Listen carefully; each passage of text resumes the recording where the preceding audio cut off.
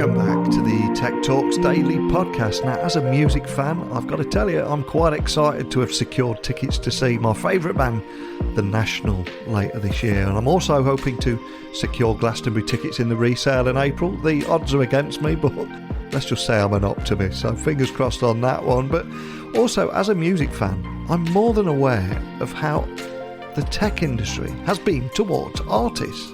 And it seems to me that since forever, artists have always gotten a raw deal, but now more than ever. So when I found a company called Kobalt, which uses technology to provide music publishing services that, unlike other companies, it allows them to process royalty payments almost instantaneously, I felt compelled to find out more. Because with other big music publishing conglomerates, royalty payments often take weeks, months, or even never happen. So I wanted to find out more about the tech, how Kobalt is fully transparent, and so much more. So I've invited Professor Giana M Eckhardt from King's Business School on the podcast and Willard Ahdritz from Kobalt to talk about how Kobalt is using technology to achieve social responsibility goals and how their tech innovations are allowing for fairness and transparency within the music industry. As the world opens back up, I find myself going to more and more tech conferences around the world, and my son is currently working in Southeast Asia right now. We got talking about how we watch TV. It's completely changed, and it often feels like there's so much TV and yet nothing to watch, and that is very often caused by archaic regional settings that determine what you can and what you cannot see. So I'm currently checking out White Lotus, Severance, and I cannot get enough of The Last of Us, which is probably because of that delayed gratification thing. But I'd love to hear more about what TV shows you recommend, how you watch them, and how you access the most content possible. And after looking for a reliable VPN, I decided on Private Internet Access, which is the world's most transparent VPN provider. They have 30 million downloads, and PIA has servers in 84 countries in all 50 states. But as someone that binges my way through countless box sets, the fact that Private Internet Access works on all major streaming services so that you can access more content than ever, wherever you're located in the world, that was a big win for me. And there are also apps available for all operating systems, and one subscription can protect up to 10 devices at once. And if that's something that you're in the market for, please head to piavpn.com/techtalksdaily and get an 83% discount. Yes, that's 83%, which works out at just $2.03 a month. Plus, you get 4 extra months completely free. But to activate it, you must go to piavpn.com/techtalksdaily. One last time, piavpn.com/techtalksdaily, and let me know what TV shows you recommend by emailing me at techblogwriter@outlook.com. So buckle up and hold on tight, because I'm going to beam your ears all the way to Sweden, where today's guests are waiting to speak with us today.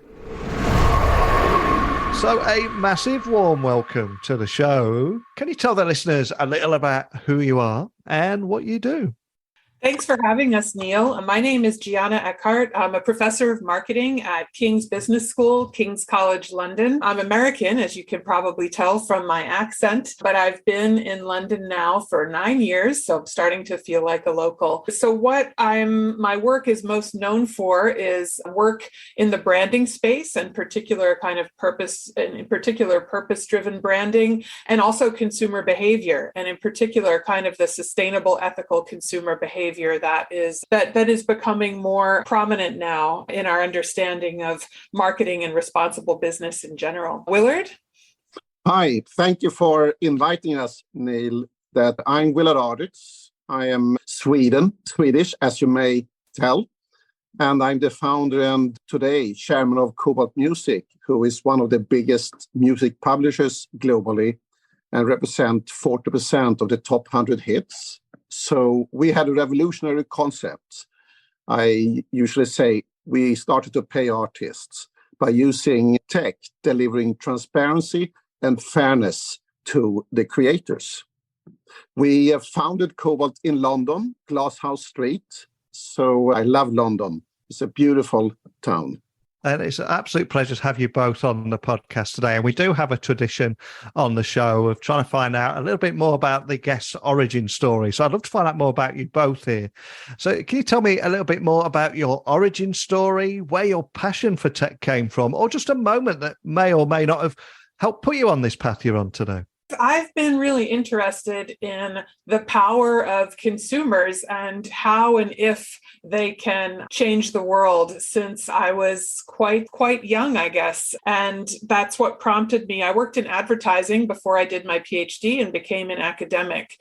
And so I think also that was where I learned the power of brands as well, to be able to drive societal change also. And so then I did my PhD and became an academic because I wanted to be able to spend the time that was needed on these important issues about what business is going to look like in the future. I had the chance to do a lot of research in the sharing economy space. This connects back to your question about kind of the passion for tech. And the new platforms that were developing in the sharing economy space were really transforming how people acted and lived their lives. So, for example, consumers were no longer necessarily buying things, but they were able to access them for short periods of time instead. And the connection to sustainability, although it ended up being kind of tenuous within the sharing economy space, really is what started my interest with tech in particular in the branding consumer behavior space. And that's what led me to find out about Kobalt. My husband is a musician, and he and a lot of his musician friends knew about Kobalt and told me about it. And my co-author in the Stanford Social Innovation Review piece that we wrote on Kobalt, Tom Wagner, is also a musician. And he was very interested in Kobalt as well. So that's how I found out about Kobalt and approached Willard to write a case study on all of the innovative tech in particular that they were using, which we'll get a chance to talk a little bit more about on the podcast today. Willard? Thank you. So in my case, I played saxophone. I was signed to a label with a band, and I was coding digital mobile service in the Swedish military. I had a bachelor in engineering as a first degree. It was also a fascinating time for music and tech, if you remember the digital synthesizers when music started, Depeche Mode, and all the changes that happened. And I actually owned the first Linn drum machine in Sweden at the time. With that experience, I co-founded Telegram Records and Publishing to go niche global with a local dance scene we had. No one was traveling to Stockholm to listen to music at this time. And we really put Stockholm on the map with global hits. Clive Davis came over, signed all our hits, and we had global hits. And it was here I saw there was no transparency in the music industry. It was unfair and unbalanced for the creator, including small local labels like us, who needed the major distribution and marketing system to reach the consumers. So I couldn't explain for my artists where the money were or when we would be paid. It was a painful experience, I must say. Realizing the issues building a company outside Sweden who had a very small local market, combined with a culture of a C&C industry, as I call it, Neil, crooks and clowns, Yeah. I left for studies in Stockholm and New York and started to work in London as a strategy consultant at LEK. And focused on, financial industry, and the online banks had started to need to be developed, and also all the changes in the airline industry with low-cost carriers, etc. It was here I saw new strategies for competition, like point-to-point low-cost carriers and the online portal to communicate direct with consumers. But it was based on maximizing shareholder value, Milton Friedman, and not thinking so much about the ethical values. And at the same time, being 7 years there, Napster came and realized the music industry would change dramatically. So global direct access to fans for creators. I thought this is an amazing opportunity. But the pipes were broken and would be much more so in a high volume, low transaction value industry. So we needed a new scalable infrastructure for a new music industry to run that.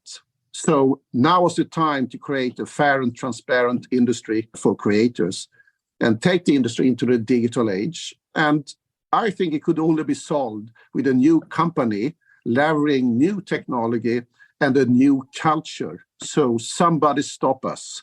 And Kobalt was born. Two very powerful origin stories there. And I love how they would both collide.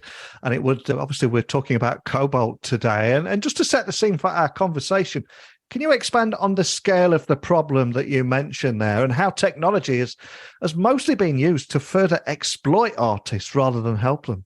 I'll just answer first very quickly. One of the things that I found so interesting about Kobalt and why I was so drawn to them, in terms of wanting to go more in depth, writing a case study about them, is because when you hear about tech in the music industry, it's usually in a negative sense. And what I mean by this is Spotify is often in the news, for example, as a platform which does not pay its artists very much per stream. So this shift from kind of physical music sales to streaming, typically, I think that the average person in the general public thinks about the role of technology in that shift to streaming as a negative one in terms of how it affects artists.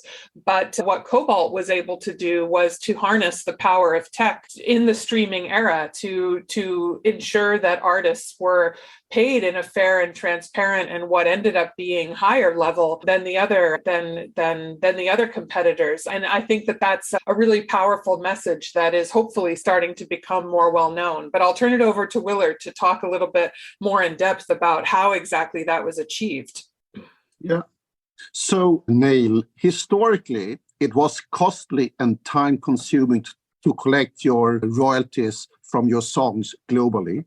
It was a complex hub and spoke structure from local nodes to regional nodes and back to where you as a songwriter were based. It took up to 2 years to get your money and had 10 to 40% black box of all money, i.e. they were unallocated royalties to writers.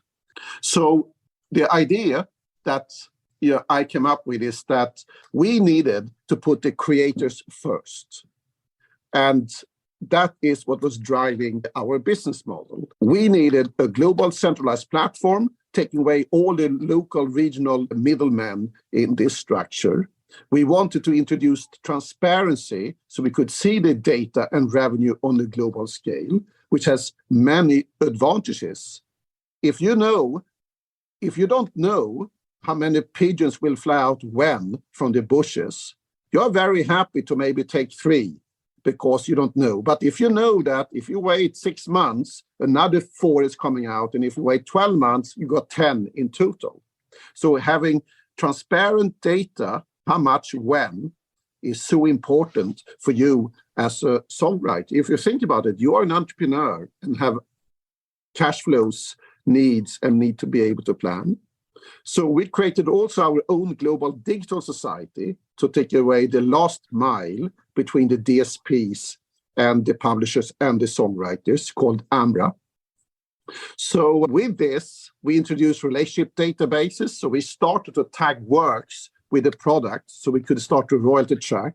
We introduced a 100% transparent portal for clients, which was the first in the industry, where you could drill down to by product, by copyright, by territory, by time, local. So it was always follow that. We also wanted to change the legal structure between us. Historically, you always signed away your works, your rights to your work, your publishing rights. But, as Stiglitz, the agent's theory, aligned interest gives much better return. So my view were that if you signed away your rights and say that they're worth 20x as a multiple, if I'm, as a traditional company, gave you $1 more, my value went down $20. I thought that is not a good commercial relationship to a person who have all your data, all your rights, and all your money that they collect.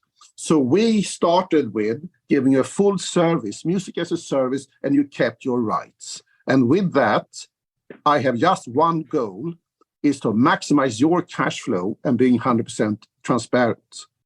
And I think that is really key, having a business model that's aligned with your clients, and that means that you are working to the same goal.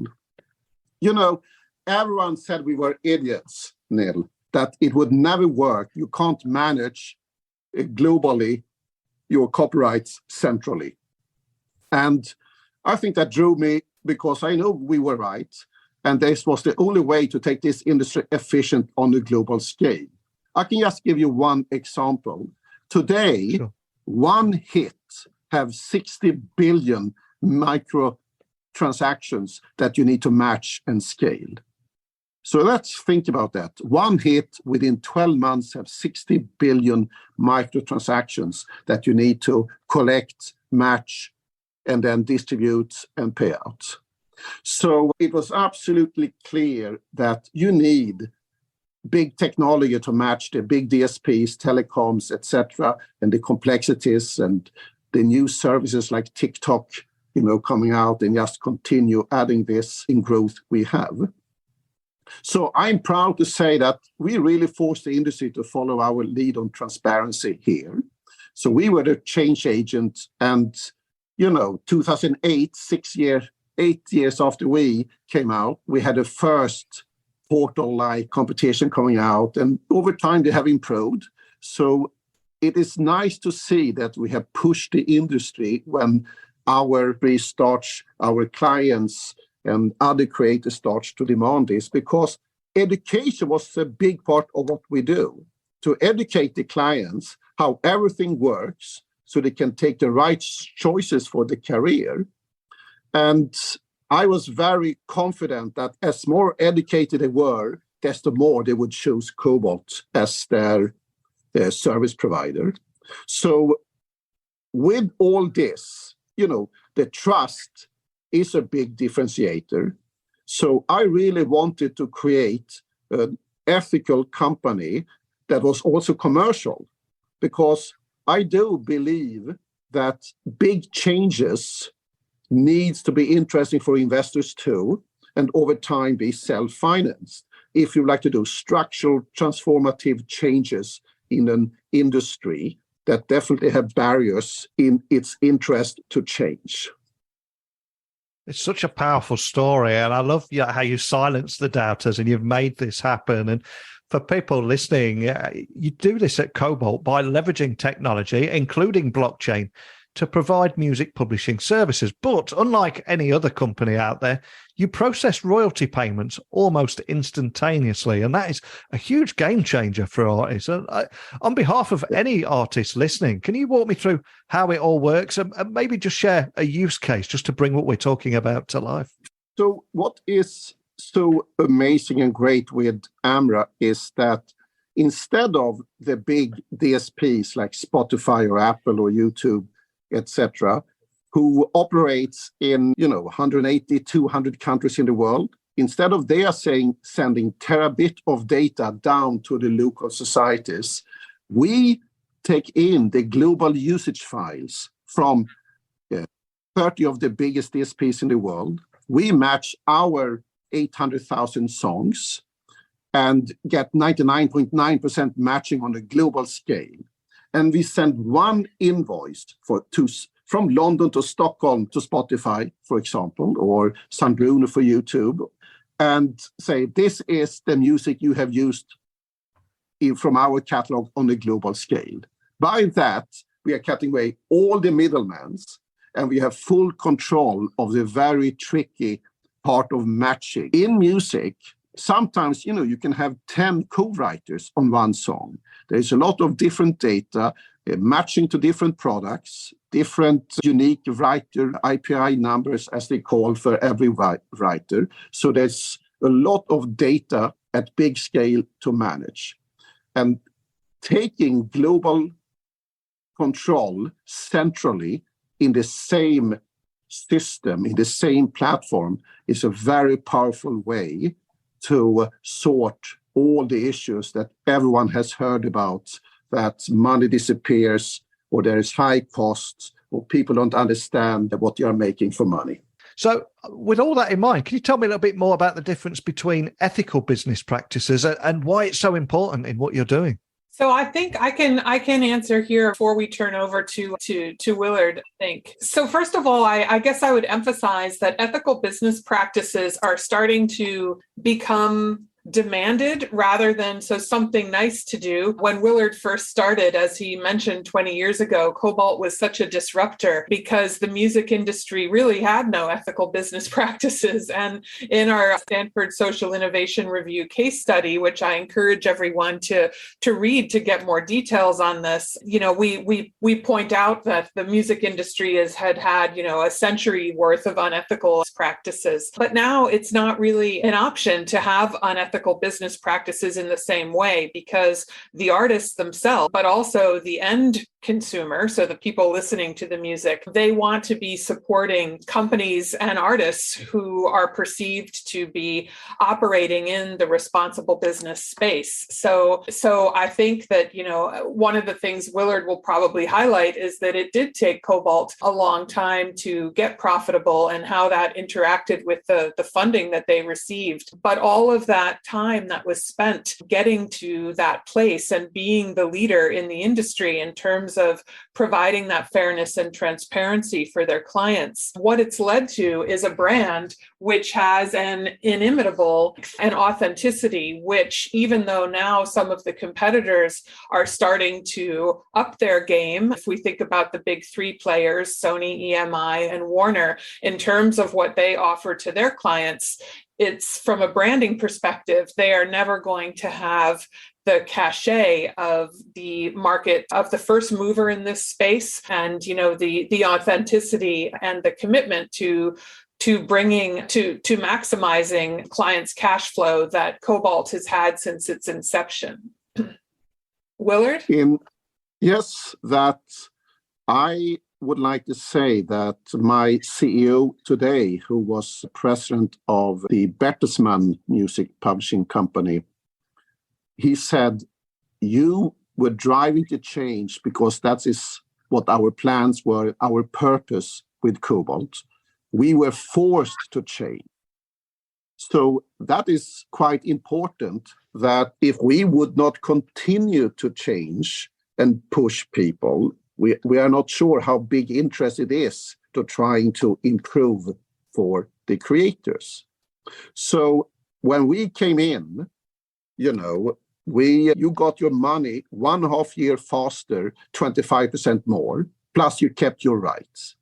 So, and with the rights, which is over time value, as we have seen in the recent catalog deals and money flowing into the music industry, worth a lot if you have been even middle level successful in your life. So it is very clear that before we came in, you were getting printouts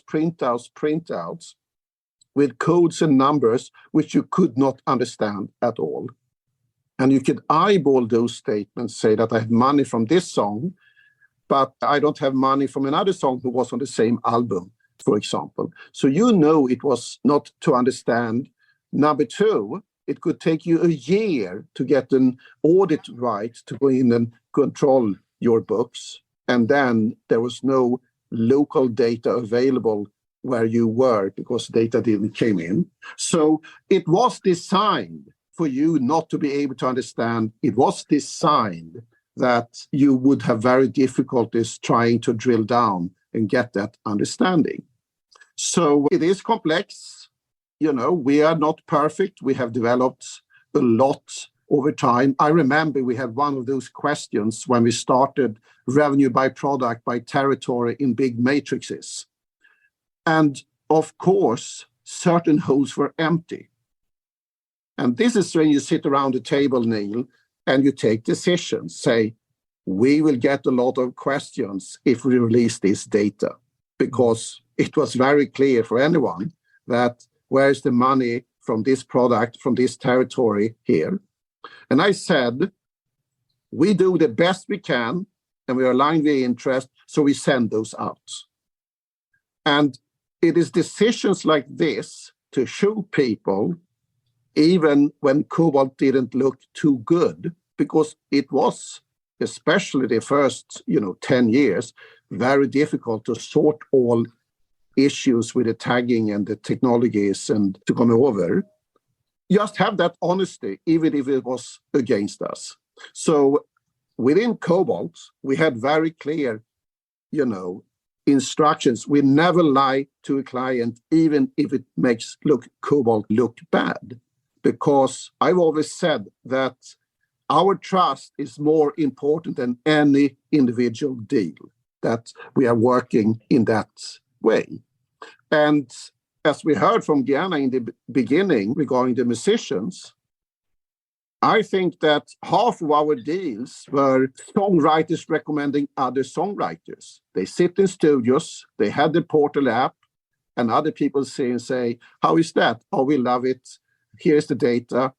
I got the money from the song we had written, and the other people say, oh, I have not seen anything anywhere. So that it goes viral between consumers is very, very powerful.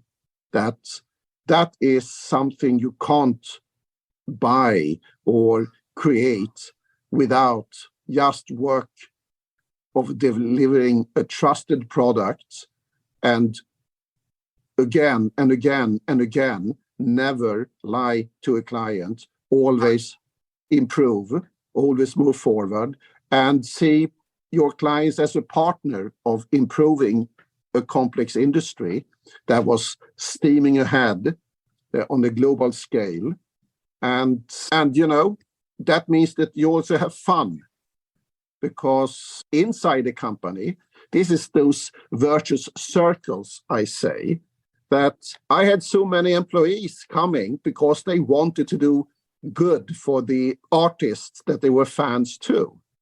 So I think the power of having that positive change and people see that what I do makes a difference is also driving excitement. They don't want to let down their clients. They are proud of what they are doing. And combine them, you deliver something that no one has done in the music industry, Neil. No company has started a startup in the music industry, created a major. No company ever has gone into United States organically and built a major. EMI and Sony bought big businesses to enter the market. So the power of purpose-driven business and the positive that drives within employees, the recommendations between your clients is very powerful. That then you get this transformative movement and you create the wave. So like the big stadiums, the big waves. So somebody stop us, as I usually say. I love it. Absolutely love it. And it is worth highlighting that there are other major players utilizing tech in a similar way, but mainly because their clients are demanding it rather than that they're leading the way. And can you expand on why competitors, for that very reason, really, won't have that same level of trust and authenticity as what you're building with Kobalt? It is difficult. I know that a major had a board meeting 10 years in, discussing should we go to a transparent business model or continue with the practices of not disclosing black box, not having that openness. And I understand that they realized that they did make too much money with the business model they have. And, you could argue the same, that if you're a big oil company today, that they realize that the incumbent business is so highly profitable, so we need to take out the last drip of oil from the well rather than changing what we properly should do much faster. So, and a problem maybe is then with this maximizing shareholder value, which is a big topic today, that if your legal obligations, as they say, to maximize shareholder value, they maybe feel obligated. But I start to hear that obviously Giana is the best here, that where is ethical values? Is it really legal that you must maximize shareholder value and think about that? So that is a very interesting discussions. But as Giana pointed out, that over time, if your clients are leaving you, you need to change and you need to go. But just in the music industry, if you have very long agreements and you own people catalogs, they have quite well locked in their existing business model. Number two, Neil, here, it is a little bit tricky if you suddenly start to pay out the big portions of black box and you never have done it before. What kind of legal position do you put yourself in if you actually start to do that?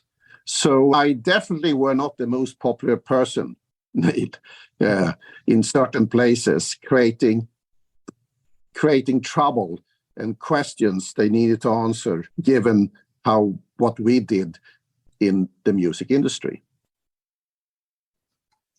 Yeah, if I could just add on to that answer, Neil, I think there's a huge amount of purpose washing going on. In other words, people don't necessarily believe the ethical and sustainable claims because all companies really now are trying to say that they're purpose-driven and that they want to contribute positively, that they're a responsible business. And so what you often see is kind of entrenched players making small changes or something that's just big enough in order to be able to say, hey, we did this or that. So when you have a disruptor like Kobalt, who really, as Willard explained, started with this notion of fairness and transparency from the beginning, it's always going to have more cachet in terms of overcoming this perception of purpose washing than, I like the analogy that Willard used about, companies that are trying to get the last drop of oil out before they turn off all of their petroleum arms. That there's always going to be a substantial difference. And that's why I think although it's great that the music industry in general is starting to transform based on the innovations that Kobalt has introduced from a tech perspective, none of them will be able to have the brand positioning that Kobalt has around this ethicalness and transparency. And so another point here, Neil, is I always said to the industry that, in my opinion, if we create transparency, then you create volume. And if you have rule of law, then you create liquidity. And with that, then you can compare the difference with when we went to electronic trading in the mid-'80s, what that meant for the volume and value being traded. So I said at the time that if we get this global access and rights that people can enjoy, your copyrights will go up 4 times in value. And that is exactly what we have started to see now. And if it is easier to license, more clean to license, less legal cases, you see wellness apps, you have seen the Peloton, you see a lot of different usage of music that can be monetized. So I believe in that good business is also good value for all stakeholders in the system. So, and I have been fascinated of what Giana is doing, that when consumer in itself starts to be educated, starts to wake up, to take the right choices, to drive. So the education part is such an important part. And especially, Neil, I usually say music is fun. I'm sure 85% of all people globally think music is very important or essential. There is 600 million people now in the world playing an instrument. So it is a very emotional. So I said, this is a blessing and a curse. Because one of the issues we have had is that people are so happy to play, so they say, whatever you want me to sign, I'm in. So, do you follow me? Yeah, I really do. And there are so many brands out there now claiming to be purpose-driven. So it's so refreshing to hear someone that is genuinely living and breathing their values. So if we zoom out for a moment, can you tell me more about how Kobalt has used technology and a purpose to build the brand that you've got here, and how it's actually being driven by artists and consumers? As we've said previously, they're demanding this type of transparency and fairness because they've almost just had enough of that old way of doing things, right? So our purpose and mission was designed at the beginning. The company was created to put the creator first. Everything flows from that. And to build a commercial model that reflects this. And of course, we have left value on the table, as you would say, that we estimate that we have transformed $10 billion of value and ticking to the creators by having our business model. So it was clear from our investors from the beginning that this is what we're going to do. And we think it is still a very good commercial model that reflects that, because to create transparency, we introduced a new culture that people really believed in. And given the fact we had the trust and transparency and the moving target we continue to deliver, we have over 98% retention rate. So i.e., if people signed with us, they didn't leave. And because of that, you can create this very important model in the tech industry that you have recurring revenue and you continue, and you have those new tranches of revenue that you're layering in your company. So for us, it has been the core of our business. Have that purpose, put creators first, and creating the business model around that. And we have been the most successful music startup within the music industry, and our investors have had a good return. They, a couple of investors giving our huge success thought, could we not have made some more money? But in the end, if part of your business model were to be the, I don't know, we call it, impact is a very popular word nowadays, but a transformative for good, I think people did very well anyhow in the end. And if I was to ask you, we are right at the beginning of 2023. I've got to ask you, what is your grand vision for Kobalt, and what is going to be your big focus this year? I appreciate there's probably not too much you can share, but is there anything there is? So we have I would like to say, the last mile that we have worked on. In 2015, we launched AMRA, our Global Digital Society, and it works very well. We are over $100 million revenue now, and we collect money from over 200 countries in the world and have 30 DSPs signed up to it, that we take away the last mile. The complexities are so high, the volume are so high, so we don't really see that we can have 200 local societies having each of them own platforms, what is sold in their local territory, because that's not how the industry structure works today. Spotify streams in 180 countries, Apple in over 200 countries. They don't operate on a local territorial model anymore. So continue to develop and push AMRA.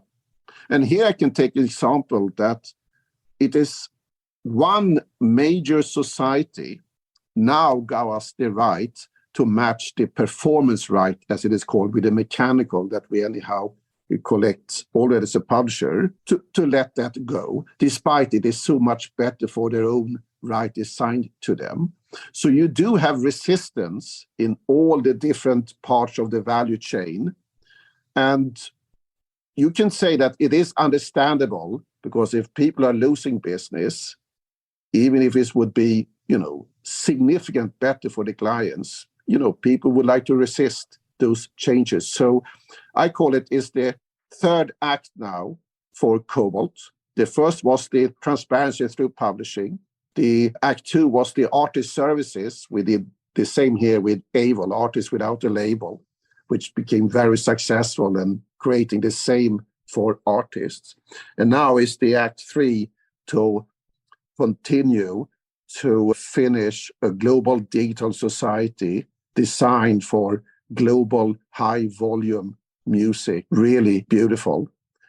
Lastly here, Neil, I would like to say, given the fact we take away so much costs and increase efficiency so much, cash flow is coming, so much faster, and you are keeping your rights, that when we came in, you had around 2,000 artists that could live on your music. I estimate that you will be over 100,000 now, and we probably will go to 500,000 within, 5 years. And I think that is beautiful. I love music. I love to go and see great new bands. And with this, we are going to see so much more music be able to be created. And I think that is a positive for all of us who loves to enjoy music. And of course, it is beautiful to see people who are passionate and working hard can actually have a living of what they love to do. So that makes an old saxophone player heart warm, if I say like that. I love to hear that, Willard. One of the things that is so fascinating to me and important, I should say, one of the things that's so important to me about Kobalt is exactly what you described, that Kobalt can facilitate a middle class of musicians. You have some of the top names signed to Kobalt who are, I'm sure, multimillionaires, if not more, like Max Martin, Paul McCartney, etc.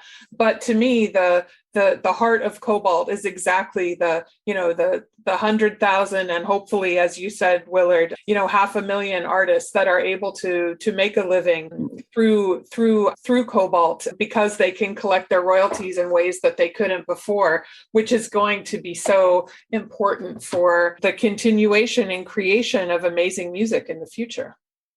Yeah. Here, what I liked so much that the technology, the platform, Neil, treats everyone equal. As a Swede, we like that. And it doesn't matter the names, as Giana mentioned, the biggest songwriters in the world is actually getting the same collection as a young, new songwriter starting up.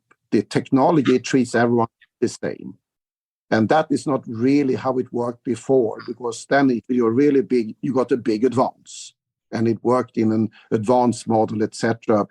based. So I think this is a big, great step forward for fans, for creators, and, showing new business model that is beneficiary and can give good returns to investors too. So it is 3 smashes, as we say in the music business. 2 beautiful answers there. And I cannot thank you enough. I know how busy you are, so I can't thank you enough for taking the time to sit down and have a conversation with me today. And I'm going to see if there's something I could do for you now. So some of the biggest names in business, VC funding and tech have either been guests or even listened to this podcast. So if I was to ask both of you, is that a person you'd love to have a private breakfast or lunch with, and why? Because he or she might just be listening to this. Who would it be? And Giana, I'm going to ask you first. We're going to see what we can manifest together. Sure. Thanks for that wonderful opportunity. I would say Ishita Kabra. She is the CEO of By Rotation, which is a peer-to-peer fashion rental app. And the idea behind this is it aspires to be the world's largest shared wardrobe. And so basically it allows people to share particular pieces of their clothing with others. So if you have a wedding coming up, instead of maybe buying a dress that you'd only wear once, you can borrow it from someone who already has it. And the reason why I think that this company is so interesting and why I would love to chat with her is similar to the music industry. The fashion industry is one that has had a bad reputation in terms of it's more from a sustainability perspective rather than an ethics perspective. But in terms of contributing, to overconsumption, for example, and to making sustainability claims which perhaps aren't backed up. And I think this idea of peer-to-peer lending is one which really has an opportunity to facilitate the circular economy, which is something that, everyone is talking about. What are practical ways that this great idea can actually be facilitated? Buy Rotation has gotten a lot of VC funding so far, and they are based in London, but I believe are on the brink of expanding. And it would just be great to have a chat about how that's going and see how their role as a disruptor, if they're on the path to becoming the Kobalt of the fashion industry. What a great idea. I will send that out into the universe. Let's see what we can make happen. And Willard, is there anything that you can share there about who you would like to have lunch with and why? So I like structural changes and creating cross-border changes. And here, Sir Ronald Cohen, he was the founder of Apex, is working with impact accounting today. And that means reflecting the true cost to the consumer, really, of the company's product, i.e., what is the externalities they cost, which they actually don't have in the P&L. And as a consumer, I think it would be quite good to understand that, and this could be, difference between buying a Coca-Cola or Pepsi. So impact accounting, how is actually the company treating the promises they say? So it goes a little bit back to this purpose washing. Who's actually doing the work behind the scene? Is it better to buy Pepsi or Coca-Cola? So together with Harvard, they have developed this, including carbon or different footprints. What is the actual cost really when you are buying their products? I think that is an amazing work. And as an investor, I think it would be great if we could start with regulate that this impact accounting needs to be introduced. And suddenly people realize that some companies doesn't make any money at all, despite they maybe have a good profit line today, because they don't include the costs for all of us, what it actually means. So that is exciting work and would be an exciting breakfast. Well, I'll send both those requests out into the ether. Just let me know if you do hear back from anyone, whether it be in the next few weeks, months, or even years. But before I let you go, I'd love to, we've covered a lot in a short amount of time today. So for anyone listening, just want to find out more information about anything we talked about, or even contact your team or find you online, what's the best starting point for that? And Giana, I'll let you go first. Thanks. You can find me on LinkedIn under my own name, Giana Eckhardt. And also if you Google me and find my King's College London faculty page, my email address and everything is available there. Fantastic. And Willard, what's the best starting point for all things Kobalt and of course to get in touch with you or your team?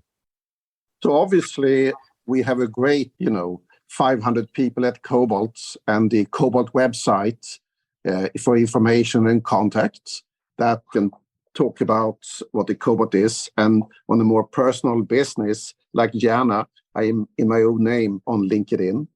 I am not going to release new information on new hits that will come or record recommendations, but interesting business and things I'm always happy to talk and discuss. Fantastic. Well, I'll add both links there to the show notes so anyone can find you both nice and easy. But we've covered so much in a short amount of time. There's a lot of big talking points. I'd love to stay in touch with you both and maybe get you back on later in the year, see how things are evolving. But more than anything, just thank you for joining me today. Thanks so much for having us, Neil. We've really enjoyed the conversation and I look forward to staying in touch as well. And now I'm pushing the button for the fireworks, Neil. It's time to exit. Elvis has left the building, right? Correct.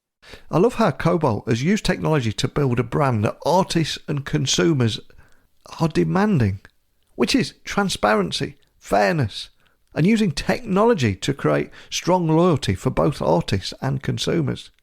I love what they're doing here, but if we've got any musicians out there, I'd love to hear from you. And something we didn't get to talk about today, that many of the major players are being forced to utilise tech in similar ways as their clients are demanding it, but competitors will not have the trust and authenticity that Kobalt has, as evidenced by the big players moving their catalogues to Kobalt, and a couple that I can name here are Lorde and Paul McCartney, to name but a few. But as I said, if you're a musician, an artist, I'd love to hear from you on anything we talked about today. So please email me now, techblogwriter@outlook.com, Twitter, LinkedIn, Instagram. Let's keep this conversation going. Tell me about what you're seeing. And tomorrow I'm going to return and we'll explore a completely different topic today. But it's you and your feedback, your questions that really bring this show to life. So keep those coming in and I'll speak with you all tomorrow. So thank you for listening as always. And until next time, don't be a stranger.